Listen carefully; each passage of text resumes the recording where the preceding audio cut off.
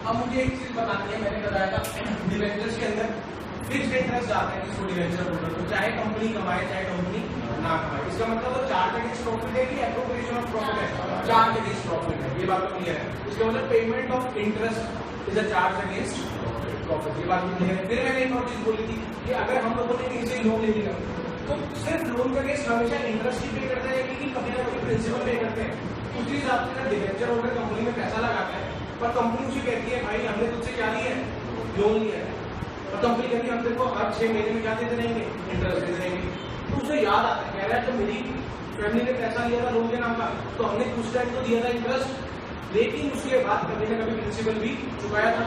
फिर उसने वही बात कंपनी से पूछती कि तुम लोग प्रॉमिस मुझे करोगे कि रिटर्न दोगे, ये बताओ कि जो डिवेंचर के नाम से मैंने पैसा लगाया है उसकी पेमेंट मुझे कब करोगे। तो आज का टॉपिक वही बोलिए कि कंपनी डिवेंचर के अगेंस्ट जो कंपनी ने डिवेंचर होल्डर से क्या रिसीव करे, पैसा रिसीव करे, कंपनी उसकी पेमेंट कब करेगी, कैसे करेगी, उसके सारे मतलब आज के बारे में। टॉपिक का नाम तो मुझे समझ में आ गया होगा भाई, मैंने बहुत बार इस्तेमाल करने वाला वर्ड रिडम्पशन। किसकी पेमेंट की बात हो रही है? रिडम्पशन ऑफ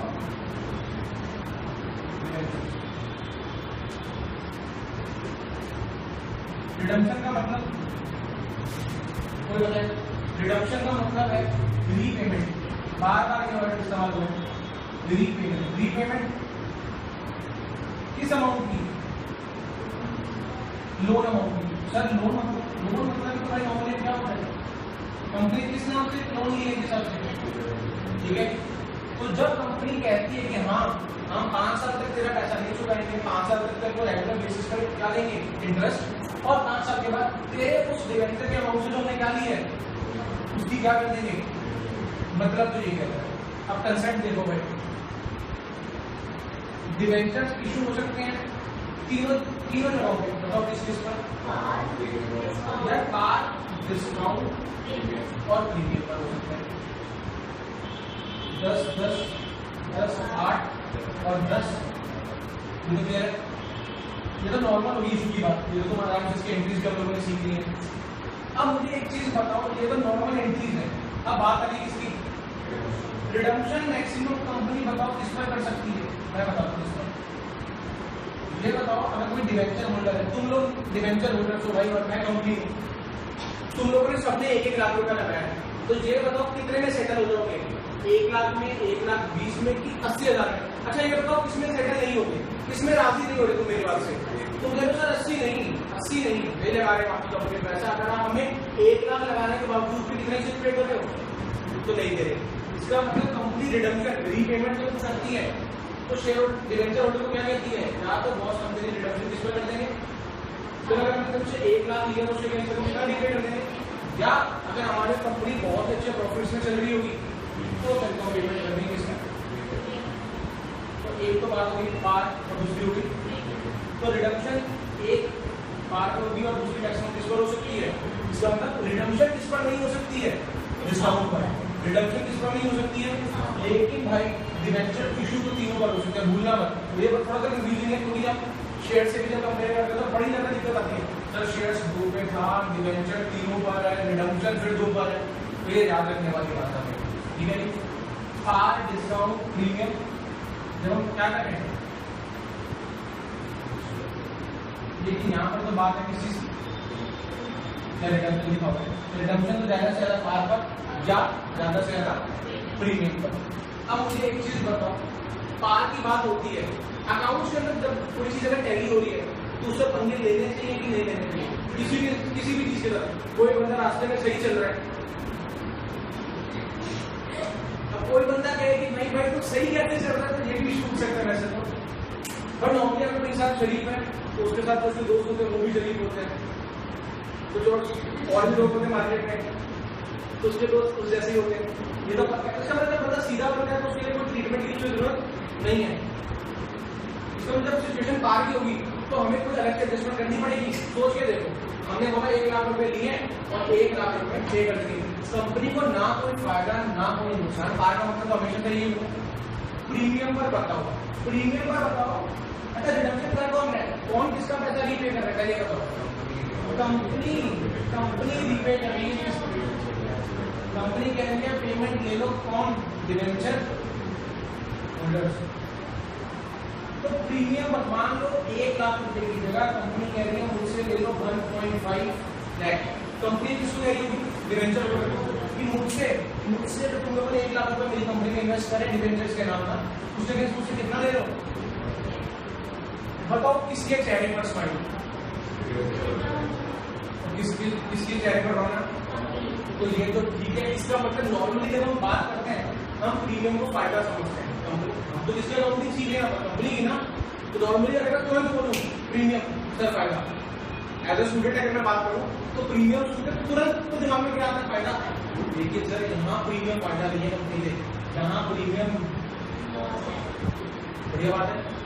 तो मैं कहता नॉर्मली मैं फटाफट से प्रीमियम मैं बोलता हूँ तो तुम खुद ही कहो सर सिक्योरिटी प्रीमियम शेयर्स में करके धंधे फायदा होता है। लेकिन ये प्रीमियम जरा उल्टा है।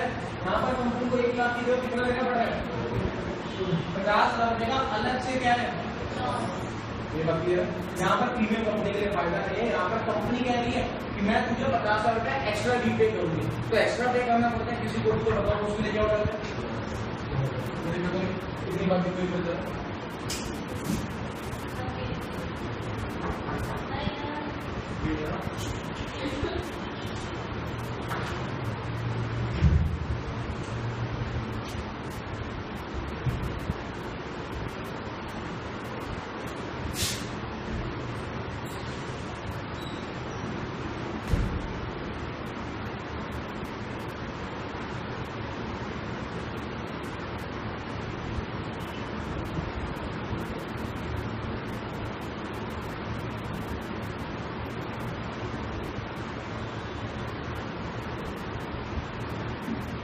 फटाफट से देखो। यहाँ पर कुछ भी नया नहीं सीखा है। डिवेंचर की पर इशू होता है पार पर डिस्काउंट प्रीमियम पर, रिडक्शन होती है सिर्फ पार पर या तो प्रीमियम पर। और प्रीमियम यहाँ पर नॉर्मली कंपनी के लिए प्रीमियम शब्द से खुशियां आती थी, यहाँ पर प्रीमियम सुन के कंपनी के आंसू नहीं रुकते भाई। कंपनी कहती बर्बाद हो गए रुके, 1 लाख की जगह 1.5 लाख देने पड़ रहे हैं, तो 50,000 रुपए का प्रीमियम के नाम से लॉस है। नाम अभी भी प्रीमियम इस्तेमाल हो रहा है लेकिन प्रीमियम के नाम से लॉस है।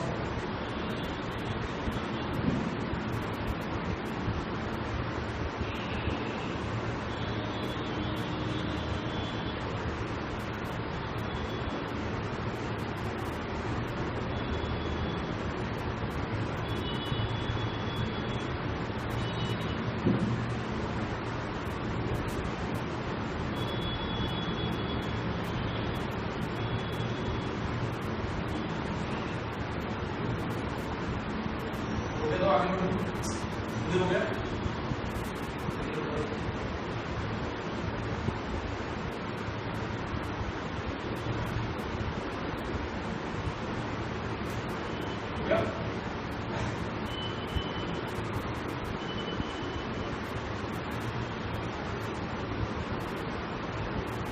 अब यहाँ पर मुझे समझाने के लिए 11th क्लास का सहारा चाहिए, सामने देखना चाहूँ। सबसे पहले मैं केसेस बनाऊँ, ध्यान से सुनो। कंपनी डिवेंचर इशू कर सकती है तीनों पर, पार डिस्काउंट प्रीमियम, पार डिस्काउंट प्रीमियम, लेकिन रिडक्शन हो सकती है ज्यादा से ज्यादा पार पर या तो प्रीमियम पर। तो 2 ही तो केसेस बनेंगे। मैं केसेस लिखता हूँ तो समझने को जाऊँ। हमें यहाँ पर नाम दिया जाए। केस 1 क्या? Debenture issue at par, redeem at, ऐसा हो सकता है कि नहीं? नॉर्मली कंपनी ने डिवेंचर इशू किस पर करा? पार पर। रिडीम रीपेमेंट किस पर कर रही है? पार पर। ये तो हो सकता है, ये तो ठीक है। इसमें ये पहला पॉइंट है, मान लो इसमें पहला पॉइंट। इसी का दूसरा पॉइंट बताओ, डिवेंचर किस पर इशू हो सकता है? डिवेंचर इशू एट डिस्काउंट, आगे बताओ क्या बोलूं, लिखूंगा redeemable at par, redeem at par. ठीक है जी। तीसरा केस भी बन गया, डिवेंचर इशू किस पर? एट प्रीमियम, लेकिन फिर से वही रिडीम एट रेडीमेड पार्ट। इसको दिक्कत करने तो बहुत इजी बात है, नॉर्मल है, अभी कुछ मतलब नहीं समझाया, ये समझ रहा है कैसे लगता है सीक्वेंस के हिसाब से बात होगी। रेडीमेड पार्ट, इसका मतलब तक वही बात होगी जो आपने बताई कि हर केस के अंदर डिवेंचर तो अलग अलग जगहों पर इशू हो रहा है। पहला केस पर हो रहा है पार्ट पर, दूसरा केस पर और तीसरा केस पर। इसमें तो नॉर्मली होते पहले पता है, लेकिन रिडक्शन आपने बोली है ज्यादा से ज्यादा पार पर, या तो ज्यादा से ज्यादा, तो मैंने ज्यादा से ज्यादा किसका एग्जांपल लिए थे केस 1। कौन केस को अपने समझ के लिख सकते हैं, कौन समझ केस को कैसे लिखूंगा, मैं क्या लिखूंगा, सब क्या लिखूंगा, नहीं लिख सकते हो। मैं अपना लिख रहा हूँ, आप लोग अपना लिखो बस। अब दोनों केस 1 केस 2 लिखो।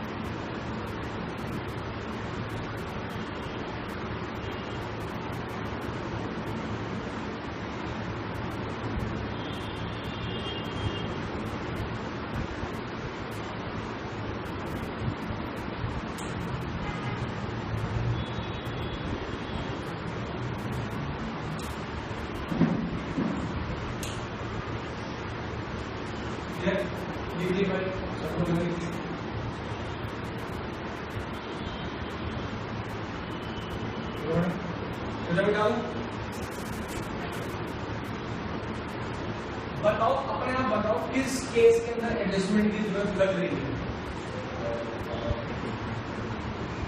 इसमें तो कुछ नहीं है, कुछ करना ही नहीं है। रीपेमेंट प्रॉमिस करी थी 100 रुपए दूंगा, 100 रुपए देने के राशि, there will be no additional adjustment. But पैसा दिया था 100, पे कर रहा हूँ 120, तो जो एक्स्ट्रा 20 रुपए का खर्चा मुझे अलग से भुगतना है, मेरे को मतलब कंपनी को तो भुगत रहा है, उसके लिए नई एंट्री तो आएगी। तो नई एंट्री तो आने वाली है, किस केस में चालू होगा, केस 1 में कि केस 2 में? केस 2 में। अभी मैं गलती सी बात लिखूंगा तो तुम देखो कितना आसान लगेगा। अगर मैं यही कोई आंसर में कंटिन्यू करूँ, मुझे एक चीज बताओ फटाफट से, इस केस की एंट्री हमारा इशू करने की एंट्री बताओ। पहले की नॉर्मल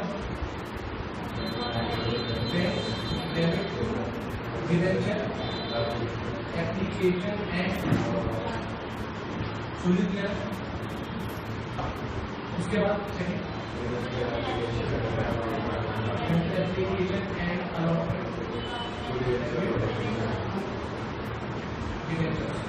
हो गया। अलग से कुछ एंट्री आ रही है, कुछ अलग से कुछ हो रहा है बिजनेस के अंदर, कुछ नहीं हो रहा, जितना प्रॉमिस था आज भी उतना ही प्रॉमिस है। तो इस केस में तो केस 1 की पहली बात हो चुकी है, इसमें तो कोई नई एंट्री तो आई है, तो इसका मतलब दूसरी क्या आती होगी, बताओ आती है नहीं आती है। तो ये पहला पॉइंट, दूसरे क्या होता है, दोबारा से रिवाइज कर लेते हैं।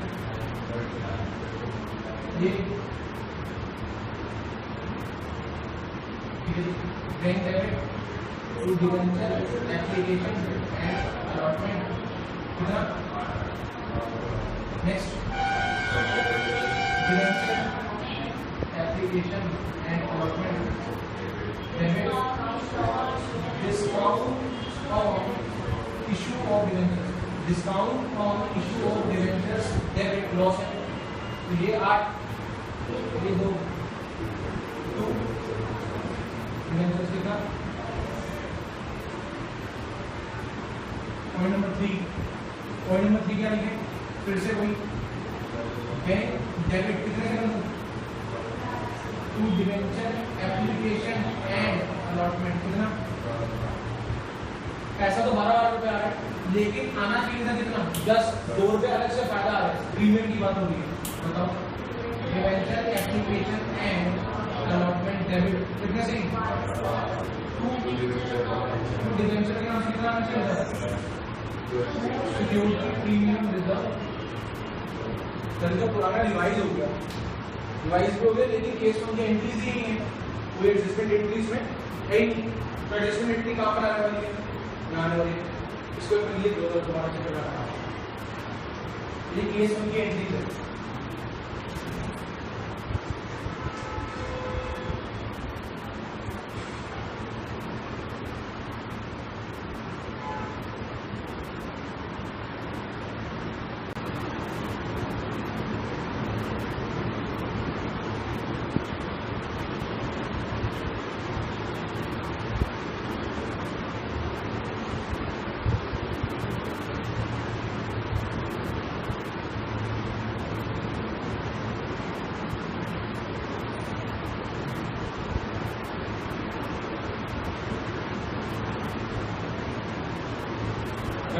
बस भाई अब मेरी बात से 15-20 मिनट के लिए जिसने सुन ली तो कहीं ना कहीं टॉपिक पूरा क्लियर हो जाएगा, पूरा बिल्कुल आसान है। एक चीज बताओ, सारी चीजों को गोली मारो, जहाँ पर प्रीमियम कंपनी का फायदा नहीं नुकसान नहीं होगा, नुकसान है। All losses should be debited, ये भी पता है, इतना तो बेसिक है, 11th क्लास है। और 11th को जब थोड़ा साथ में लेते हैं, 11th क्लास में तुम लोगों ने जरूर एक एंट्री पढ़ी हुई, मैं लिख देता हूँ, तुम बताओ ये क्या है। अगर बिजनेस ने उस साल की सैलरी देनी थी, कितने रुपए मानो, सैलरी करते खर्चा करने का कितना पैसा। अब पहले तो ये बताओ, कैश बेसिस होता है एक अकाउंट्स में और एक होता है अप्रूवल बेसिस। एक बिजनेसमैन नहीं, अकाउंटिंग सिस्टम 2 तरीकों में है, वैसे एक हाइब्रिड भी होता है, उसे छोड़ दो जरा। नॉर्मली कैश बेसिस और अप्रूवल बेसिस। कैश बेसिस कहता है इनकम उस दिन मान लो जिस दिन हाथ में इनकम आई।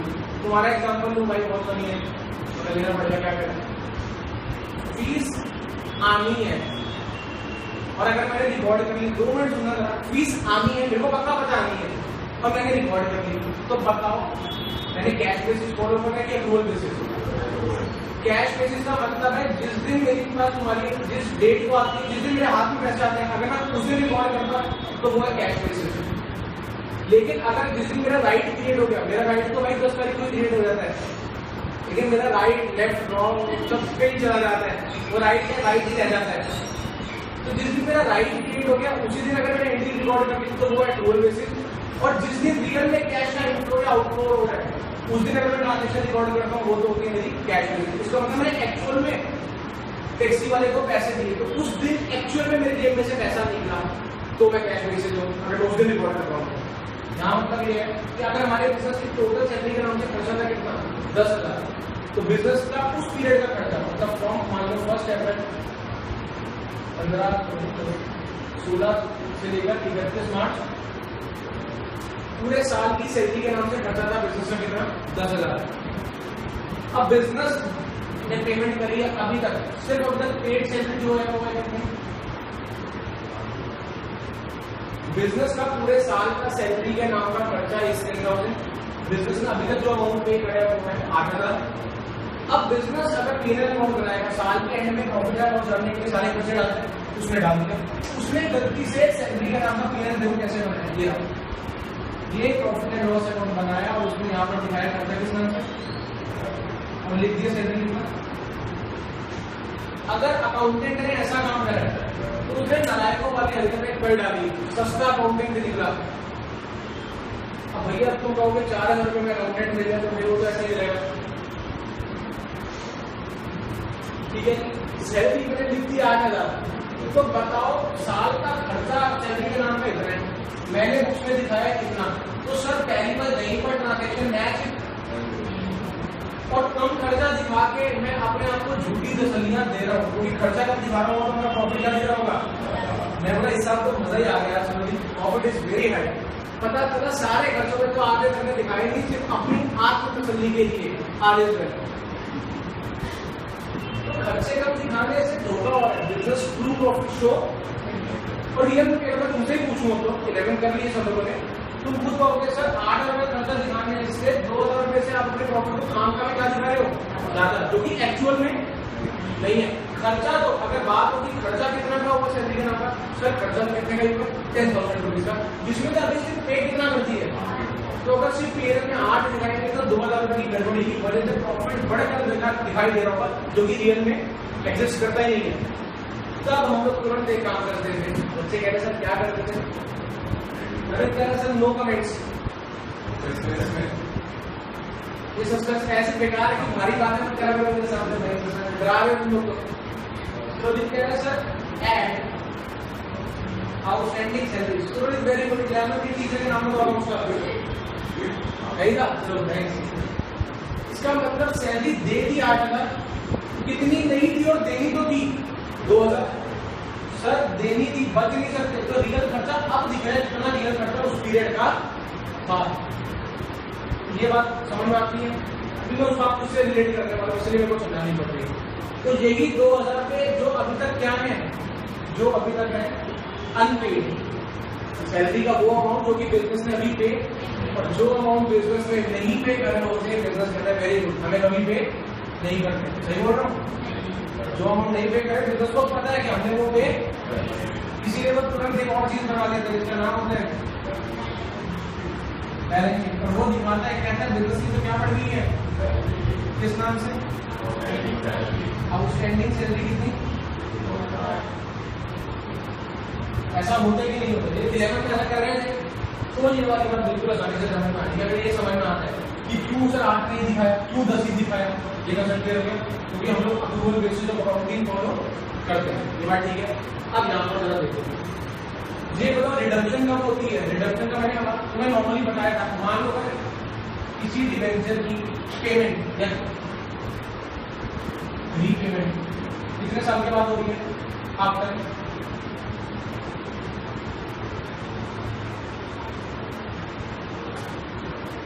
ये अब जरा फिर 11 पे आना पड़ेगा भाई, बार 11 पर आना पड़ेगा, ध्यान से समझना।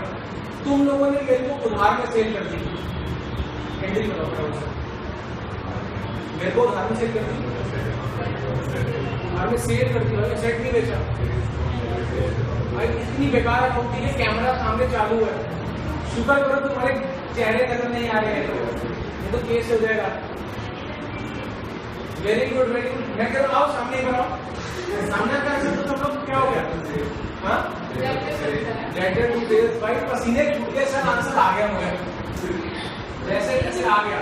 लेटर टू सेल्स का मतलब क्या है, पैसा आ गया कि राइट क्रिएट हो गया, इसका मतलब पैसा चाहे अभी आए चाहे पैसा अभी नहीं है, ट्रांजैक्शन उसी पीरियड में रिकॉर्ड होती है, ट्रांजैक्शन उसी पीरियड की थी, चाहे पैसा फिर जमा चाहिए यही होता था।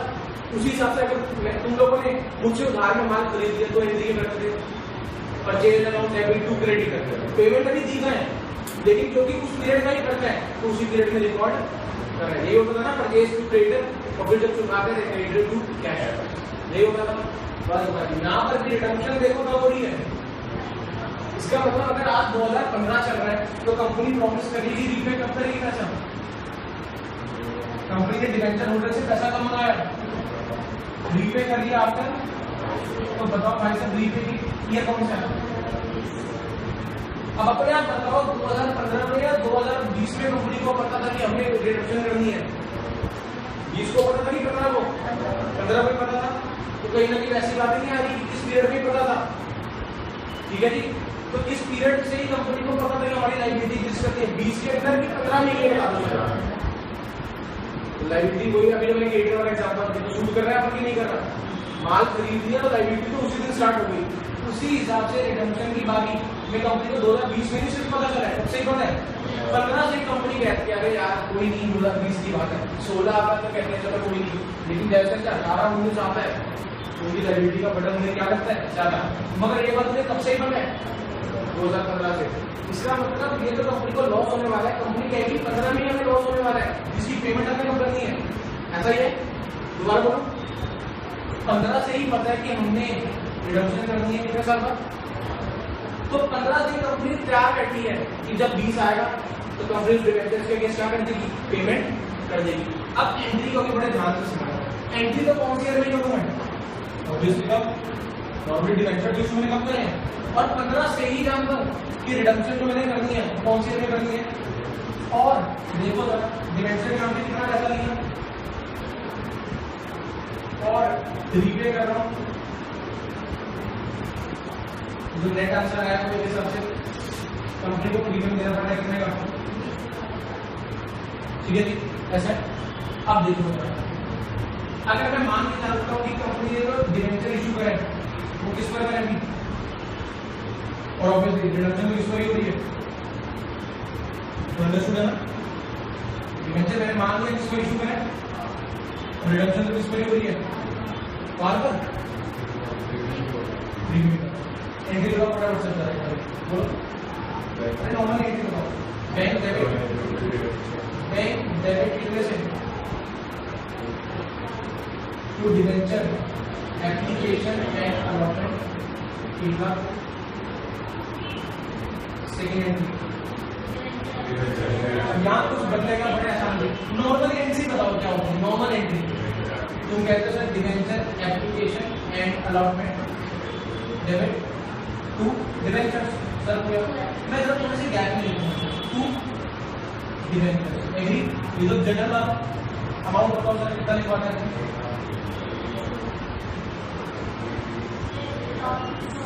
आप आपको मेरे दोस्त की बात नहीं कर रहा, ये जनरल बात है, पुरानी बात है। अब सर एक एडजस्टमेंट एंट्री तो जानी चाहिए क्योंकि अलग से कुछ हो रहा है, अलग से कंपनी को नुकसान हो रहा है, कितने रुपए का। अच्छा जरा ध्यान से सुनो, मैं साथ के साथ रिलेट करता हूँ चलता हूँ, मैं बोल रहा हूँ अलग से नुकसान हो रहा है, तुम्हें बात नहीं लग रही होगी, लेकिन मैं ये बात तुम्हें याद कर सकता हूँ कि ये शेयर्स के कुछ समय की बात है। मैं बताऊँ आपको इसको पूछा जा रहा है, हम लोग नॉर्मली एंट्री करते थे भाई bank to share application and allotment, share application and allotment debit to share capital to security premium reserve. इसका मतलब प्रीमियम वगैरह होते हैं, नुकसान वगैरह होते हैं, हम उनको अलग से शो कराते हैं। अगर हमारे पास 120 रुपए आए हुए हैं तो हम कहते हैं शेयर कैपिटल के नाम का बहुत 100 है और बाकी 20 को अलग से प्रीमियम का नाम है। एग्री, ये पुरानी बात है, अभी अभी की है पुरानी, उसी हिसाब से यहाँ पर भी कुछ ऐसे ही होगा। हम कहेंगे 1 लाख रुपए का वो ट्रीटमेंट अलग है, लेकिन अलग से जो कंपनी को नुकसान भुगतना पड़ रहा है वो कितने का, क्लियर है बात।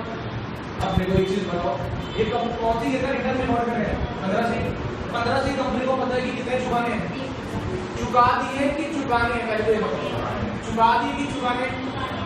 अब ये वही वाली बात हो गई कि सैलरी के नाम पर जो खर्चा था 8000 था, हमने चुकाया 8000 है, लेकिन चुकाना तो टोटल कितने था 10,000, तो 2000 को पीरियड रिकॉर्ड करा कि नहीं करा, और साथ में कहाँ दिखाया, बस भाई बस यही रिलेट कर रहे हैं। 2000 मैंने खर्चा दिखाया क्योंकि उस पीरियड के खर्चे, और क्योंकि दिया तो कहाँ दिखाया, इसको ये पैसा 100% है, ध्यान लगाने के लिए बस कुछ समझाने ही नहीं।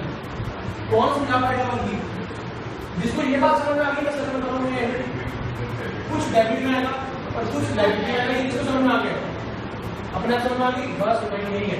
इसका मतलब सर 20,000 रुपये से तो नहीं रहा, 20,000 रुपये का खर्चा है, वो खर्चा तो उसी पीरियड में, तो खर्चा दिखाओ, खर्चा अकाउंट डेबिट टू खर्चा पे नहीं करा, ये भी तो यही है सर, खर्चा अकाउंट डेबिट 2000 रुपये से टू खर्चा बिल पे, बस सर नाम बदलने हैं, काम यही है। मैंने बोला हाँ क्लियर है, तो दिक्कत तो बताओ बिल्कुल बेटू किस नाम से, तो ये देखना है आपने, बस loss of issue of debenture कितने का नुकसान सर 20 का खर्चा, सर इसे रिलेट कर दो तो हमें हमेशा के लिए आसानी हो जाए, मैंने कर दिया।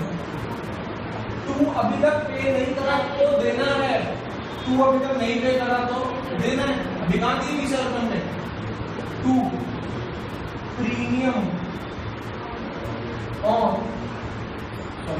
To premium on redemption of debenture, कितने रुपए की लायबिलिटी क्रिएट हो रही है बताओ जरा सर, कितने का खर्चा था, जो खर्चा उस पीरियड का था और जो खर्चा पे नहीं करा था, 20,000 2000 का था, तो यहाँ पर भी खर्चा 20,000 रुपये जो कि अभी तक पे, तो आप पे नहीं करा तो दिखाओ से कि दूसरे में पे कर रहे हैं, मैंने दिखा दिया भाई मुश्किल लगा तो बताओ, मजा आया तो बताओ, ठीक है भाई। तो कहीं ना कहीं जो चेंजिंग एंट्री आई है पूरे कंसेप्ट में ये और कोई दिक्कत तो बताओ, मुझे नहीं लगता भाई कोई दिक्कत होगी, क्योंकि यहाँ बात आ गई कि ये तुम लोग थोड़ा थोड़ा ज्यादा जो नहीं जानता होगा, बट स्टिल इतना पता था कि ऐसा कुछ होता था, तो मैंने सीरियसली इसी से रिलेट करा है तो कुछ भी नहीं है। दोबारा ऑब्लिगेशन उसी पीरियड की है, तो उसी पीरियड में वो खर्चा दिखना चाहिए, दिख रहा है, और ये भी दिख रहा है कैपिटल फ्लो में पे, जिस पीरियड का खर्चा उस पीरियड में दिखना चाहिए, इस पे खर्चा दिखाया, पर क्योंकि पे नहीं करा, बिजनेस प्रॉमिस करता है कि हम 5 साल बाद देंगे, तो दिया तो नहीं ना। फ्यूचर की बात आ गई, 11 में सी का any amount which is payable in future, वो हमारी क्या होती है, नेगेटिव, तो दिक्कत होगा। मुझे क्लियर है?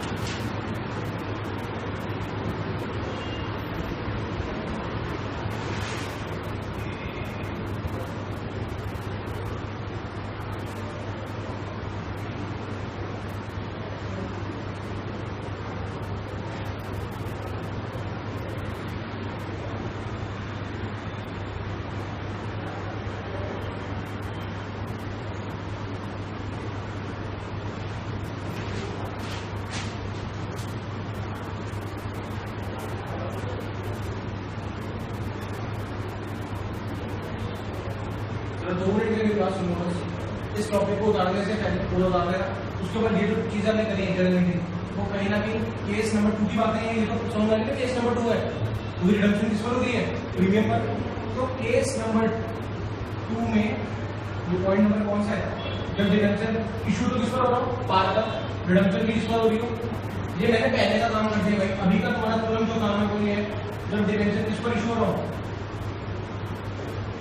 डिस्काउंट पर, और रिडीम किस पर हो रहा हो, प्रीमियम पर। तीसरा क्या होगा, डिवेंचर किस पर इशू हो रहा हो, इशू भी किस पर हो रहा हो, रिडीम भी किस पर हो रहा हो। आइए जो कर देगा वो सॉल्व आ जाएगा, उसे थोड़ा सा समझ आ जाएगा।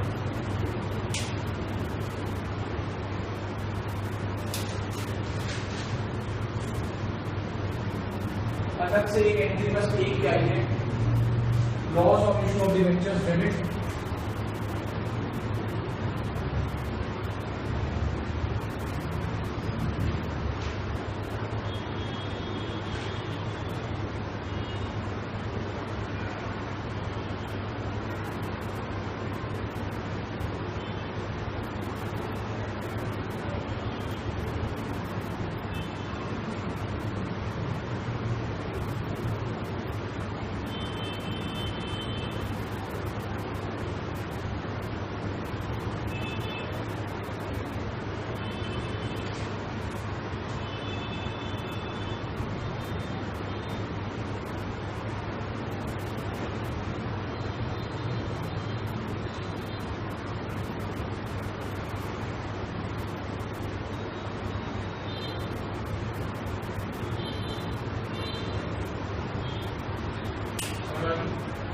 दोबारा बोल रहा हूँ, loss of issue of debentures company का खर्चा है, खर्चा तो उसी पीरियड में बढ़ रहा है, डेबिट और एक्सपेंसेस आर डेबिटेड, उसके अगेंस्ट वो अमाउंट पे नहीं कर रहा है।